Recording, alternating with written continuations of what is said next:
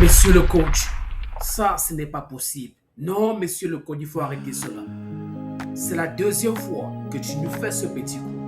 Lors de la dernière CAN au Maroc, tu as laissé un joueur avec tellement de talent comme Pépé parce qu'il a fait un commentaire, parce qu'il a titillé l'équipe du Maroc. Tu viens après aujourd'hui laisser Amad Diallo sur le banc de touche dans un match aussi crucial, dans un match aussi important, quand on voit la structure de ce groupe. Cette victoire, ça nous permet de rêver, de savoir que lors de la dernière journée contre le Petit Pousset de ce groupe, on a la chance de se qualifier. Non, monsieur le coach, je ne suis pas d'accord avec vous. Amad Diallo, un joueur qui a montré à Manchester qu'il a les capacités pour commencer un match. Il a passé toute une saison quasi titulaire. Et tu le prends et tu l'amènes à la Coupe du Monde et tu le mets au banc. C'est déjà de stratégie dans un match si important comme celui-ci. Non, monsieur le coach, là, je ne suis pas d'accord avec toi. Qu'est-ce qui n'a pas allé? Si vous avez des problèmes de vestiaire ou bien d'autres problèmes, il faudra les résoudre. L'équipe nationale, c'est pour tout. C'est pour une nation. On ne blague pas. Et l'équipe ivoirienne aujourd'hui n'est pas seulement ivoirienne, elle est africaine. Non, monsieur le coach. Non, monsieur le coach. Ne faites plus ce genre d'erreur. Nous sommes dans une compétition qui se joue sur les détails. Ça se joue au millimètre près. Alors, monsieur le coach, on attend. On vous attend au prochain match. On attend une composition meilleure que celle de la dernière fois contre l'Équateur. Et aussi l'équipe de l'Équateur n'est pas venue se promener. C'est un match qui était intense au milieu du terrain. Il faut demander à ton capitaine, monsieur le coach. Alors, monsieur le coach, on t'attend au prochain match. Il faut vraiment revoir les choses. Là, monsieur le coach, tu m'amènes à boire de l'eau. Le fond de l'eau, les gars, c'est chaud.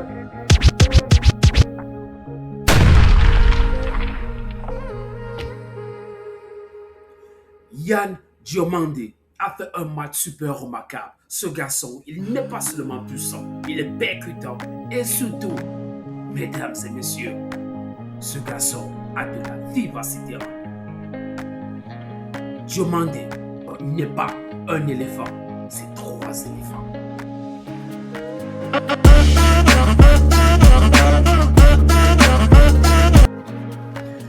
Il faut dire que dès le coup d'envoi, c'est la guerre au milieu du stade. Le capitaine Courage Frankessi et la muraille de Jesse Cassido vont en guerre. La bataille du milieu du stade est lancée.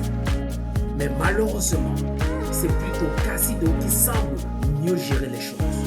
Parce que de temps en temps, Sekou Fofana doit venir donner un coup de main à son capitaine. Et avec cette domination, l'équipe de l'Équateur s'installe devant les côtes de la Côte d'Ivoire. Et il semble bien gérer les choses. Mais cette domination est stérile.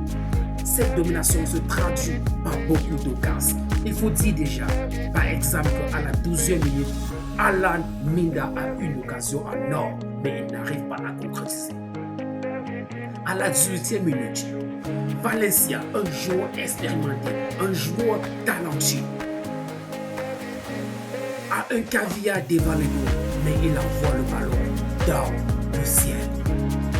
Et comme cela ne suffisait pas, il a fallu attendre la 21e minute pour voir John Yeboah toucher la barre traversale de la Côte d'Ivoire. Cela a créé beaucoup de frayeur au sein des supporters des éléphants. Et après, le même Alain Minda touche le poteau de l'équipe ivoirienne. Mesdames et messieurs, il faut dire que c'était très très chaud. La perte de ce combat du milieu du stade a fallu coûter très très cher à la Côte d'Ivoire. L'Équateur passe d'un cran et continue à mettre la pression, ce qui amène les joueurs expérimentés de la Côte d'Ivoire à commettre les fautes dans les zones où il n'y a pas de danger. Par exemple, au milieu du stade, Sékou Fofana commettre une faute sur Caicedo qui n'est pas dangereux d'ailleurs à cet endroit parce qu'il a le dos tourné et écope d'un carton jaune. Et plus tard, c'est le tour du capitaine Franck Kessie. Cette première mi-temps n'a pas été très facile pour l'équipe ivoirienne. Ils ont vu de tous les couleurs. Mais les dieux du stade étaient avec eux et aussi les goals des éléphants étaient en solo béton. Et l'équipe de l'Équateur n'a pas pu marquer ce petit but qui devait changer complètement les choses. Les deux équipes vont se séparer à la première mi-temps sur un score de 0-0.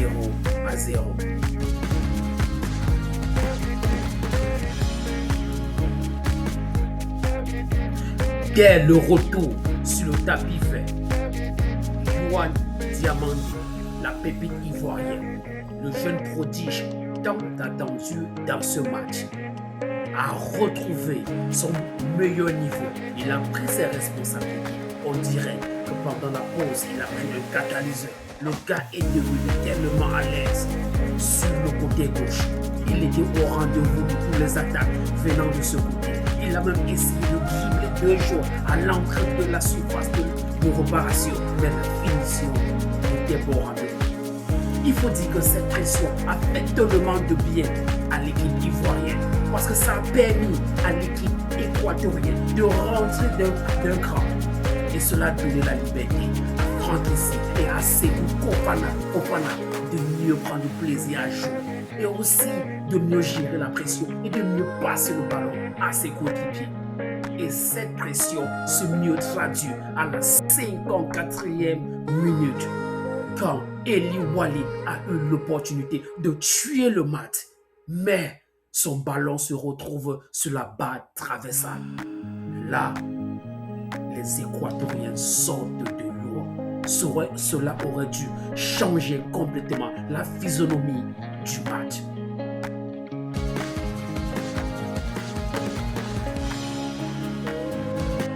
Si tu aimes ce que nous faisions ici, mets le petit pouce et surtout, abonne-toi. À la 55e minute, juste 10 minutes au retour des vestiaires, les deux côtes montrent leur ambition. Du côté de la Côte d'Ivoire, le Code Fire fait des remplacements forts. Il remplace 2 joueurs parmi lesquels Eli Waly qui a touché la balle traversale pour faire entrer le jeune Boni et le gars le manqué Amad Diallo, un joueur de ce calibre. Moi je pense pas qu'il doit rester au banc de touche.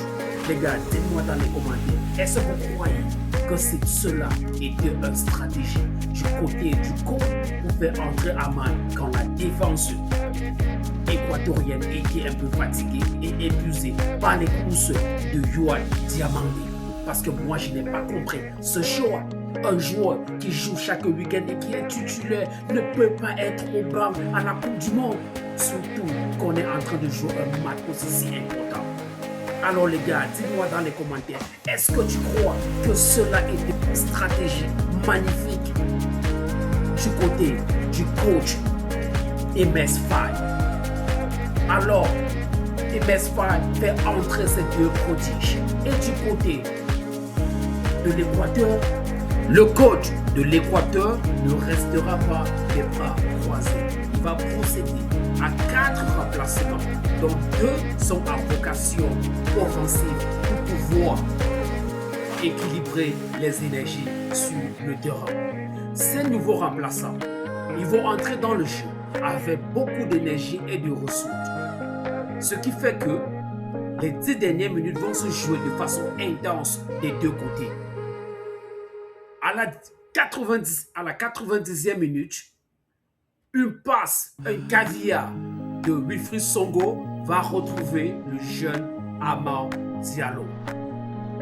Ultra lucide et plein de jus, il va poser le ballon de façon millimétrée et cadrée du côté opposé du gardien.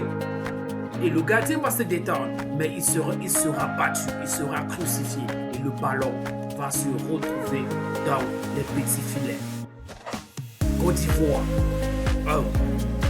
1, Équateur 0.